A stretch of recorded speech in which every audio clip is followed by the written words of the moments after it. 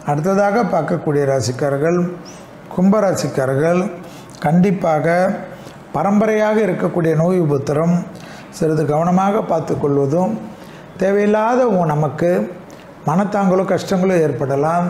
நரசிம்மர் வழிபாடு யோக பலத்தை பெற்றுத்தரும் என்பதையும் ஞாபகத்தில் வைத்து கொள்ளுங்கள். கண்டிப்பாக கும்பராசிக்காரர்களுக்கு பெற்றோர் பெரியோருடன் புதிய அறிமுகத்தில் சிறிது கவனமாக பார்த்து கொள்ள வேண்டும். வேற்றுமொழி மனிதர்களால் தேவையில்லாத மனக்கசப்பும் சங்கடங்களும் ஏற்பட்டு விடலாம்.